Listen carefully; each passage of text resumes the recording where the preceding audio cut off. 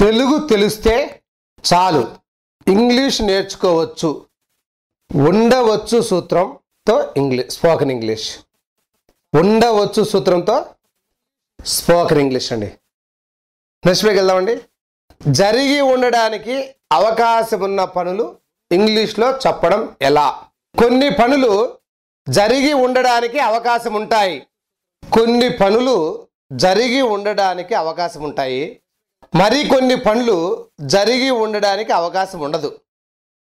జరిగి ఉండడానికి అవకాశం ఉన్న పనులు ఇంగ్లీష్లో ఎలా చెప్పాలో ఇప్పుడు తెలుసుకుందాం. నెక్స్ట్ పేజ్కి వెళ్దామండి. ఉండవచ్చు సూత్రం. తెలుగు వాక్యంలో వాక్యం చివరన ఉండవచ్చు అని శబ్దం వచ్చినప్పుడు మైట్ అనే హెల్పింగ్ వెర్బ్ వాడాలండి. మైట్ ఈజ్ ఈక్వల్ ఉండవచ్చు. అదేనండి, తిని ఉండవచ్చు, పాడి ఉండవచ్చు, మాట్లాడి ఉండవచ్చు అని చెప్తుంటాం కదా. ఈట్ ఈజ్ ఈక్వల్ తిను. మైట్ ఈజ్ ఈక్వల్ ఉండవచ్చు. మైట్ ఈట్ ఈజ్ ఈక్వల్ తిని ఉండవచ్చు. మరిన్ని ఉదాహరణలు నెక్స్ట్ పేజ్లో చూద్దాం.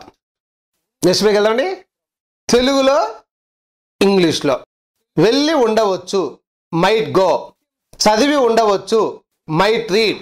నేర్చుకొని ఉండవచ్చు, మైట్ లెర్న్. పాడి ఉండవచ్చు, మైట్ సింగ్. మాట్లాడి ఉండవచ్చు, మైట్ టాక్.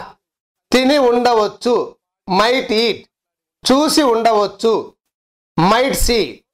చెల్లించి ఉండవచ్చు, మైట్ పే.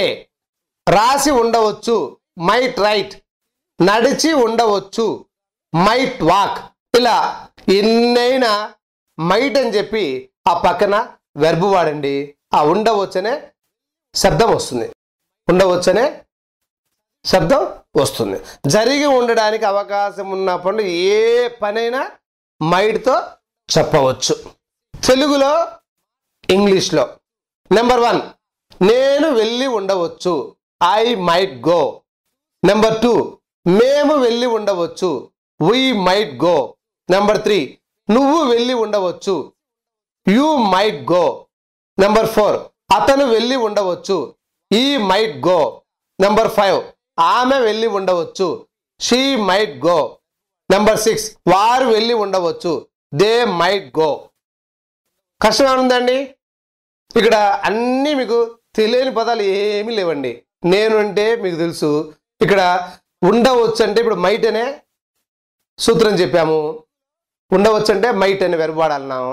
ఆ వెర్బ్ ఏదైతే వెళ్ళడం అయితే గో, తినడం అయితే ఈట్, పాడడం అయితే సింగ్. ఓకే, నెక్స్ట్ పేజ్కి వెళ్దామండి. జరిగి ఉండడానికి అవకాశం ఉన్న పనులు ఏ పనైనా మైట్తో చెప్పవచ్చు. ఇక్కడ చూడండి, మొత్తం 20 వెర్బ్స్ ఉన్నాయి. ఒక్కొక్కటి చెప్దాం. ఐ మైట్ అని చెప్పేసి ఆ వెర్బ్లో మన బుద్ధి పుట్టిన వెర్బ్ చెప్పొచ్చండి.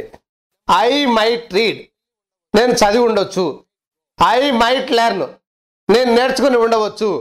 ఐ మైట్ ఈట్, నేను తిని ఉండవచ్చు.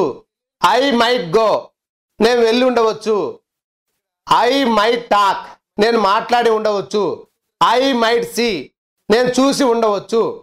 ఐ మైట్ రైట్, నేను రాసి ఉండవచ్చు. ఐ మైట్ సింగ్, నేను పాడి ఉండవచ్చు. ఐ మైట్ రన్, నేను పరిగెత్తి ఉండవచ్చు. ఐ మైట్ స్విమ్, నేను ఈది ఉండవచ్చు. ఐ మైట్ టైప్, నేను టైప్ చేసి ఉండొచ్చు. ఐ మైట్ కుక్, నేను వంట వండి ఉండొచ్చు. ఐ మైట్ డాన్స్, నేను డాన్స్ చేసి ఉండొచ్చు. ఐ మైట్ టీచ్, నేను బోధించి ఉండవచ్చు. ఐ మైట్ డ్రైవ్, నేను డ్రైవ్ చేసి ఉండవచ్చు. ఐ మైట్ యాక్ట్, నేను నటించి ఉండవచ్చు. అదేవిధంగా వి మైట్ రీడ్, మనం చదివి ఉండవచ్చు. వి మైట్ లెర్న్, మనం నేర్చుకుని ఉండవచ్చు. వి మైట్ ఈట్, మనం తిని ఉండవచ్చు.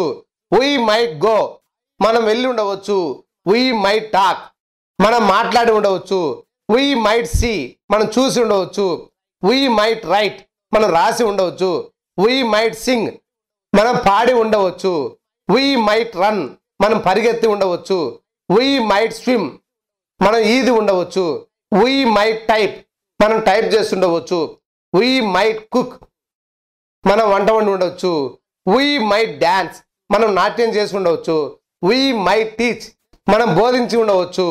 వి మైట్ డ్రైవ్, మనం నడిపి ఉండవచ్చు, అంటే డ్రైవ్ చేసి ఉండొచ్చు.